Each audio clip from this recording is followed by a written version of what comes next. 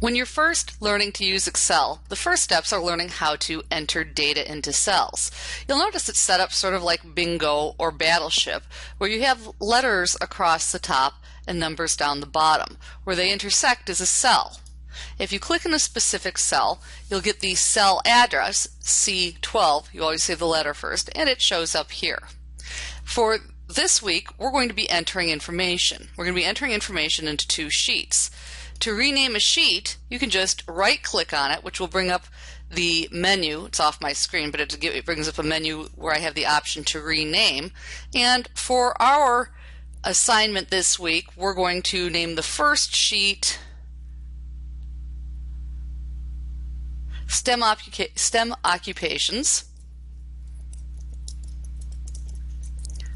And we're going to add a second sheet, which we will name Spring Schedule.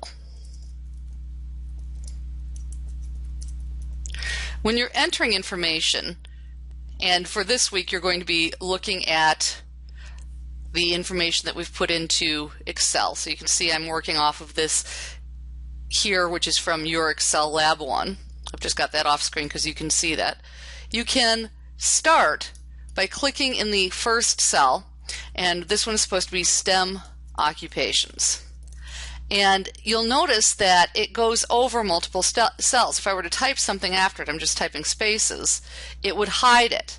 You can resize by clicking at the top and dragging to the width that you want. If you hover on the bar between the letters and double click, it resizes to fit the largest item in that column. There are a couple different ways that you can approach doing data entry. If you click in the first cell you're going to be typing in, you can hit Tab to move from cell to cell.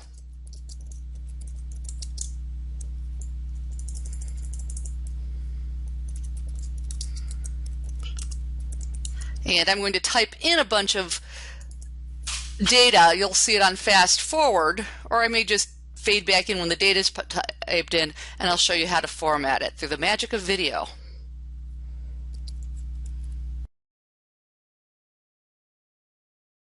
Top line of cells. Here I can again adjust the width by hovering on the line between the letters and double clicking. Now notice when you start entering data here and tab across, if you hit the enter key, it will bring you to the next line. So I'm going to type in the rest of the data.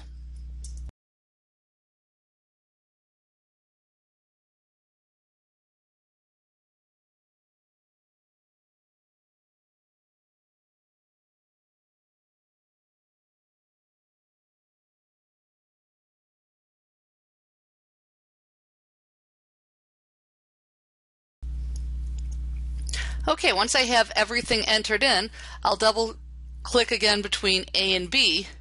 Make sure that you can see everything. So that's just how you're doing basic data entry, where you're typing from another option. Now I sort of messed up here because I'm in Spring Schedule.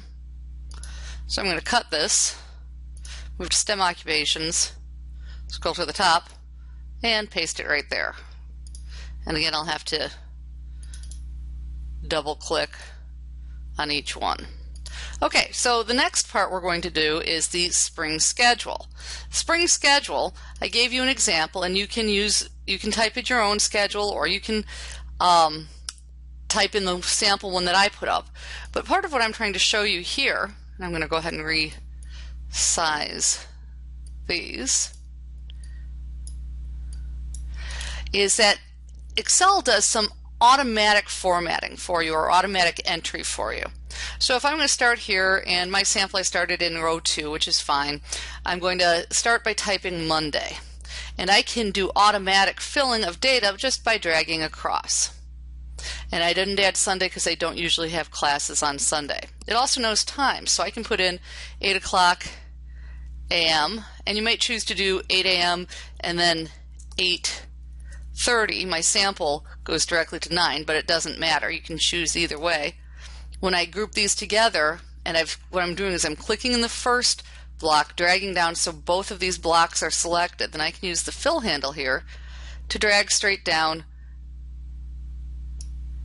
and give me the times. And then you would either put in the schedule that I put out there. So for example, I've got karate in the gym,